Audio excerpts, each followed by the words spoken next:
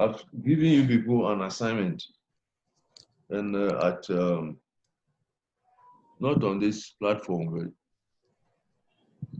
on or else I can send it to you through WhatsApp. But if you go to this classroom, Google Classroom. Okay. I send it to the Google Classroom.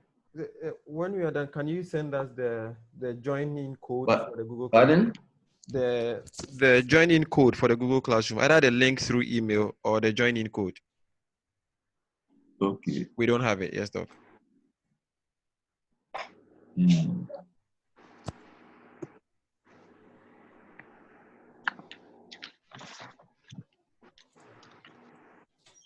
Okay. Today we are going to start with sampling. Have we treated sampling?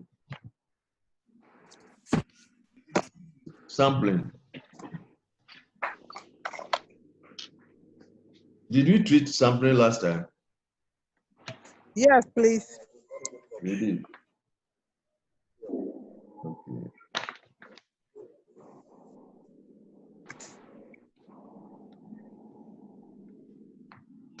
I'll briefly go through and then we continue. Sampling is a method that allows researchers to infer information about a population based on results from a subset of the population without having to investigate every individual. There are two main types of sampling. We have the probability sampling and non-probability sampling.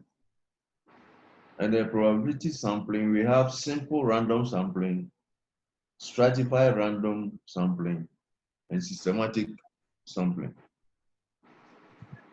And when we come to the non-probability sampling, we have purposive sampling, convenience sampling, and voluntary response sampling. Let me admit more people.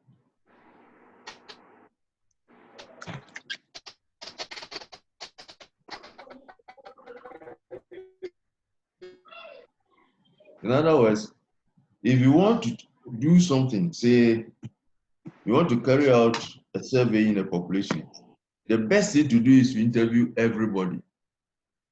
But since we can't interview everybody, we select a representative sample and interview them.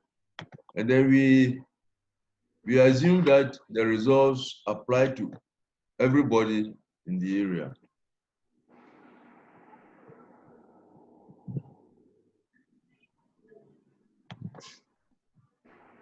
We've got about 20 now.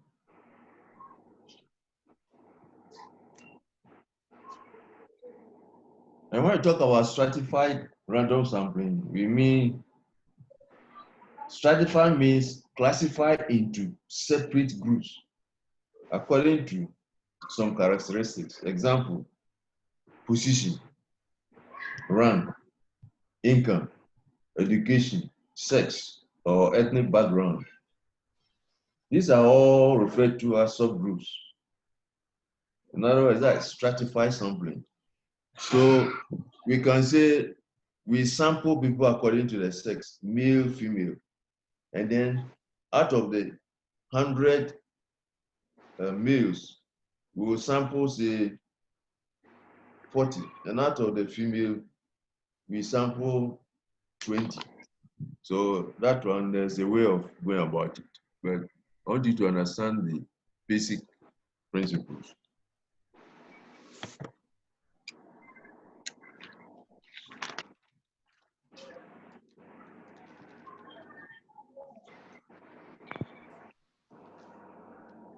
For simple random sampling, you have to define a population. Like say population at East Legon. And then you say construct a list. And then how are you going to select the people? So you can say that you can select all the people with odd house numbers.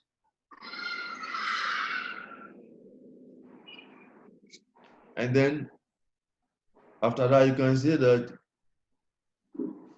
you enter every 6th house with a with odd number. In other words, you selected houses with odd numbers, and then you decide that you enter every 5th house with an odd number.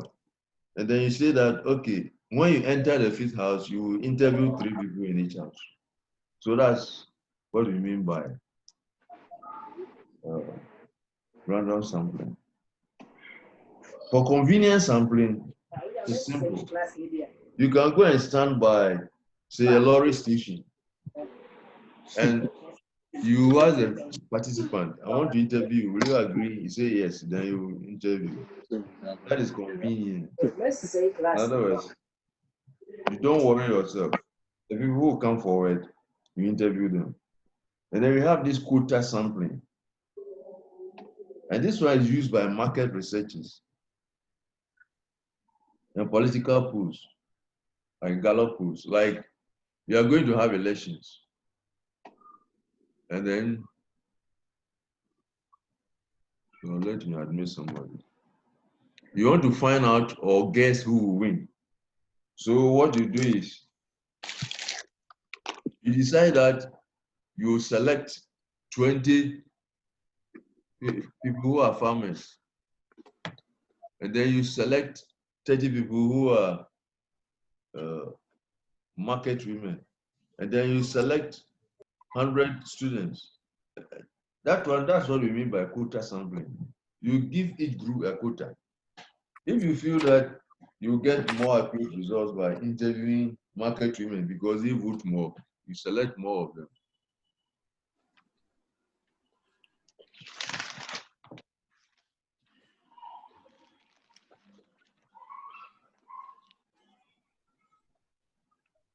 Now, let's talk about bias in sampling.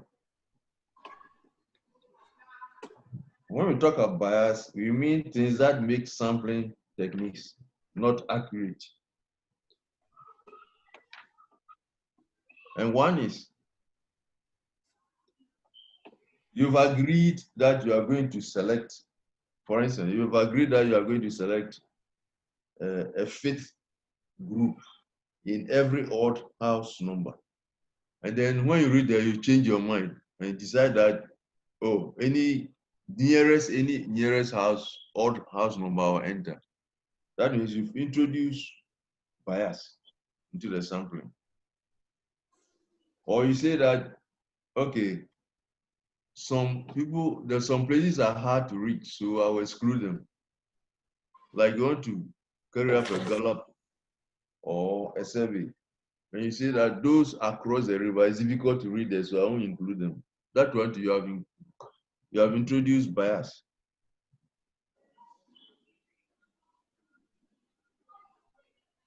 Or you say that you decided that you are going to contact 20 people by telephone. Then in the middle of this thing, you see that some people are difficult to contact, so I'll change from telephone to personal contacts. That one you have introduced bias. Or you say that, okay, I'm going to select physician assistants for this interview. And then you realize that when you contact them, their response is so low. So you say you change to nurses. You have introduced bias. Okay.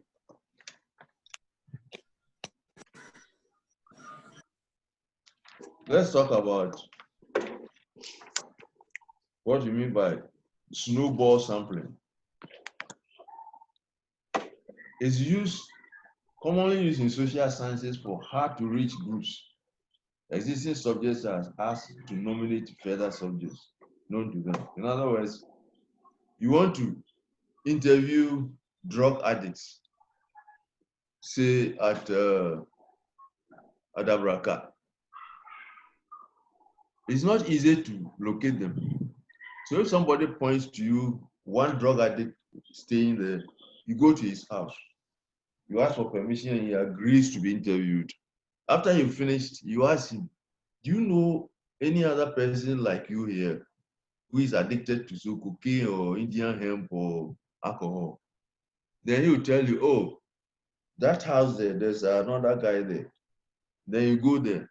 And then when you finish interviewing that person, you also ask him, do you know any person who is like you, who is addicted to? Then he'll tell you, oh, cross the street, house number so, there's one there. So that's what we call snowball sampling. So you can use it for drug addicts, HIV, AIDS patients, and things which are difficult to get people. That's why we use snowballing. You start from somebody who will tell you the next person.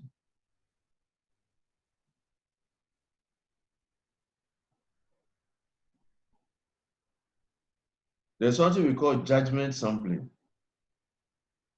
That one, you select people according to your own judgment. So there's also bias. But its advantage is that it's time and cost effective. You feel that, for this, you want to interview them, they will answer me, and now it will be fast. So you select them. That one is not good.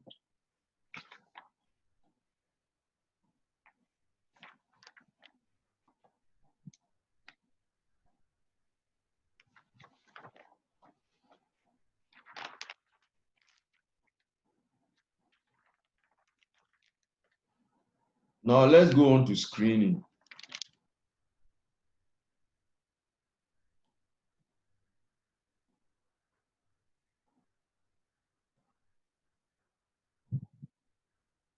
In other words, if when we say you are going to screen, it means there are some people who are not showing signs of symptoms of a disease, but you want to find out whether they still have the disease.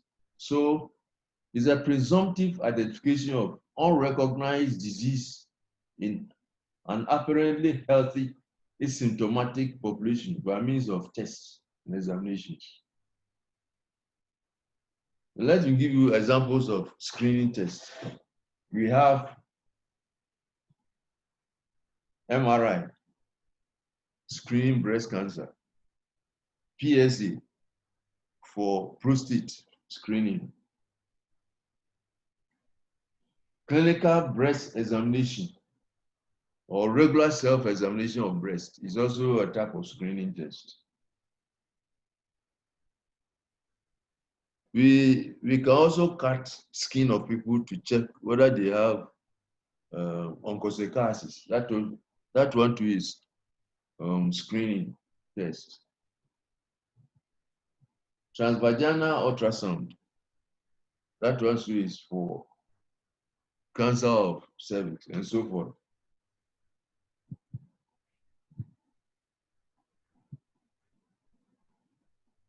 So we can screen for high blood cholesterol. We can screen for high blood pressure by using Audrey's fake. We can use for screening blood for diabetes. We can also screen skin for cancer and so forth.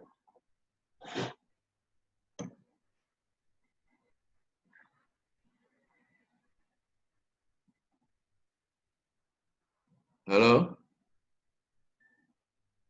Yes, Doc, we're here. If it goes off, don't go away. I mean, every 40 minutes or so, it goes off. Sure. Okay. But then we will resume. You get the point? That's fine. So if you can't hear me, don't worry. Well noted, Doc.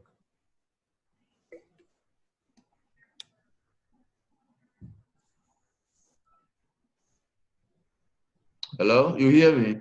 Yes, Doc, we can hear you. Okay, you go on.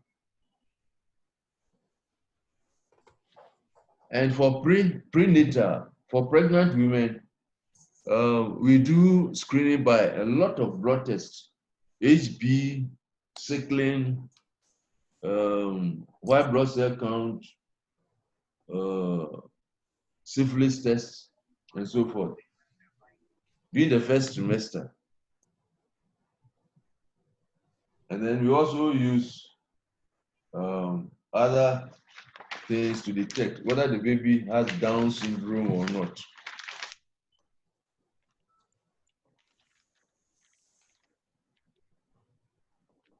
So we can use blood tests to screen for organs like kidney, liver, thyroid, and heart. And also certain conditions like cancer, HIV, diabetes, anemia, coronary heart diseases. You can use screening. What are the principles of screening? The screen test should be accurate. In other words, it should be sensitive, it should be specific, and very predictive. When I say something is high, it has high sensitivity, it means few false negatives. If a test has high sensitivity, it means few false negatives. If it has a high specificity, it has few false positives.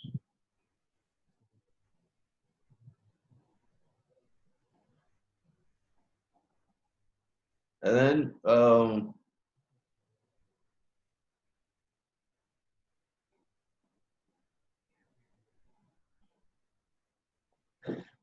okay, like let me give a few examples of screening. Breast cancer, we use mammography.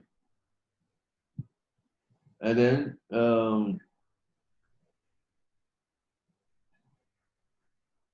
and to confirm the test, we use ultrasound, clinical examination, biopsy. And it's done for women between 50 and 70 years. Every 3 years. That's breast cancer screening.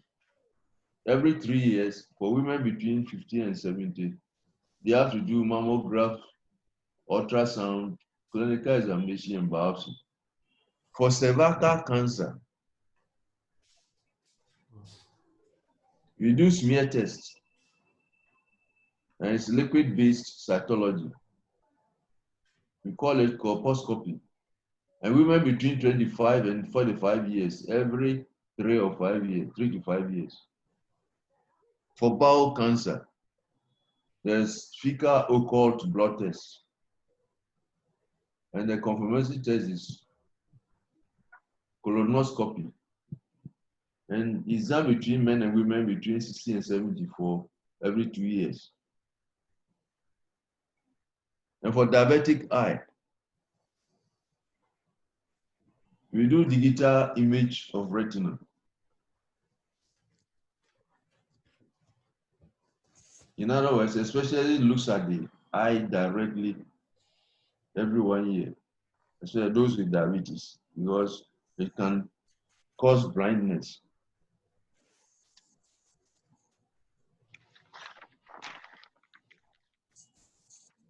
Now, hello? Yes, Doc. Are you around? Yes. Good. Now let's go to concepts of disease occurrence. What do you mean by what causes disease and all that? Okay. There's something we call epidemiologic triad. Doc. TRIAD. Hello, Doc. Epidemiologic triad. Doc. Hello. Yeah, sorry to interrupt. Somebody is also at the Over back. there. Yes, you'd have to. Yeah. Thomas Doga. Yeah. And Jeff. Okay. All right. Thank you.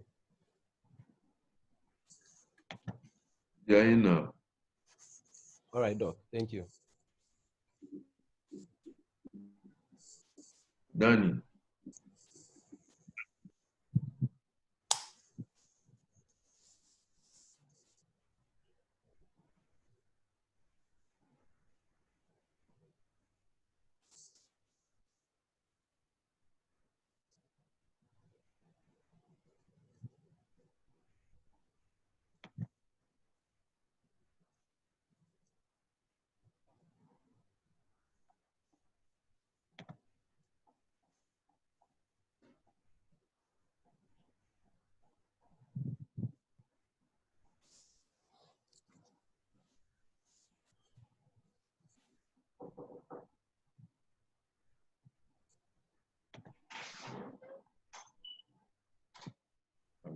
temperature.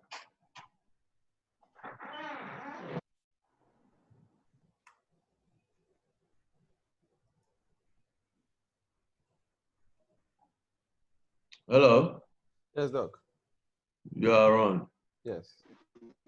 Looks like some people too. Yes, sir. All right. Some of you are late. Yeah, we try.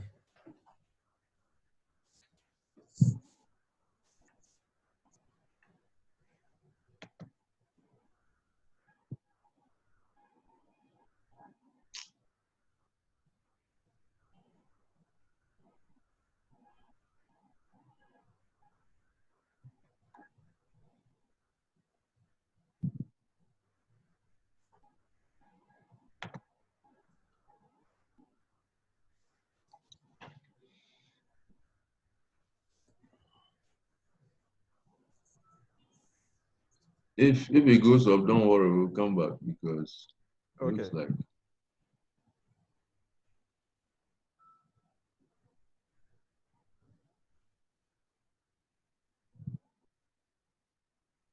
we are running out of time.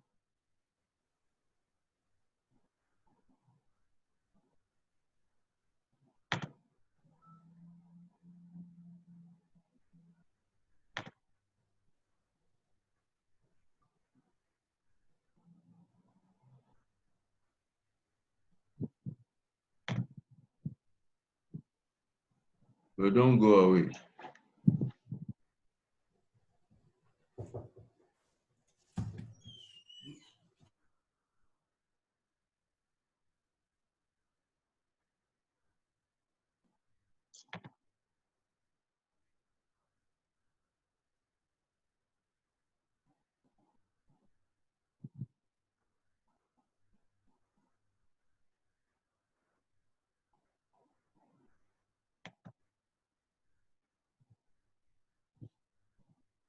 Mhm.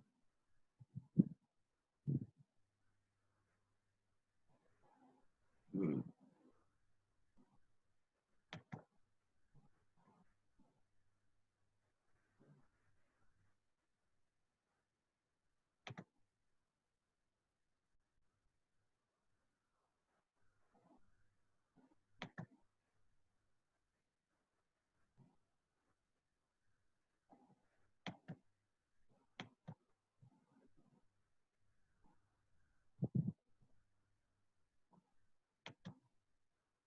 Let's pause for a minute.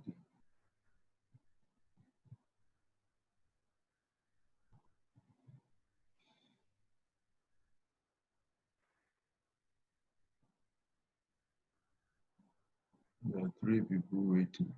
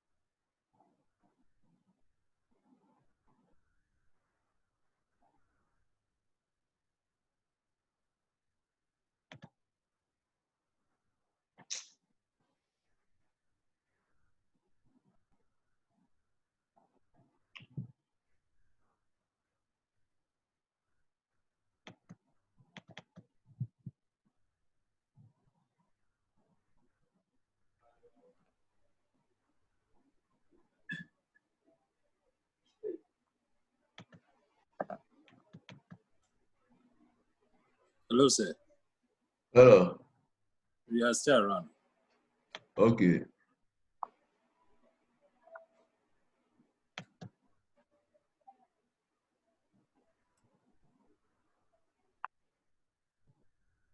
Some people want to join.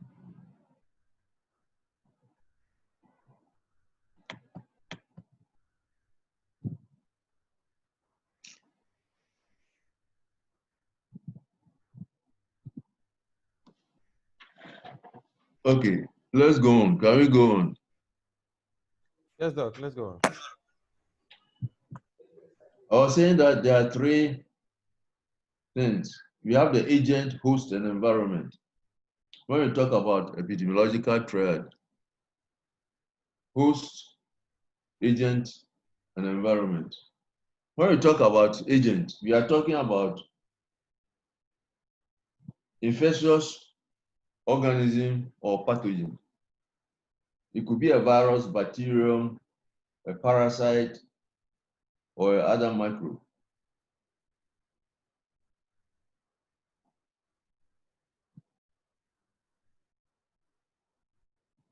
And the agent must be present. It must be pathogenic, and then it must have a dose of infection.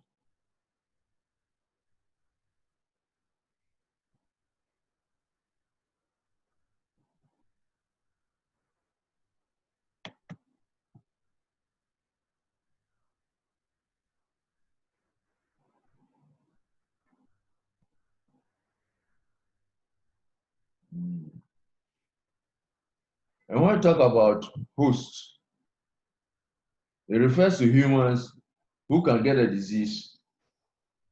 We are talking about risk factors for the host,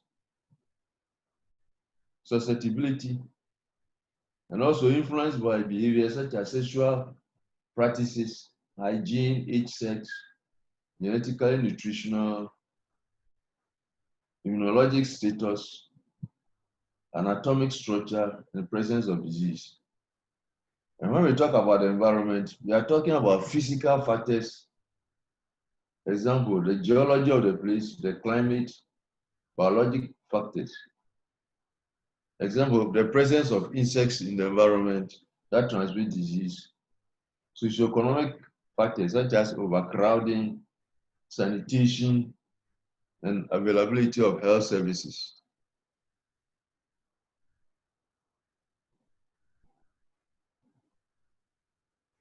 Any questions so far? Hello? Hi. Has anybody got any question?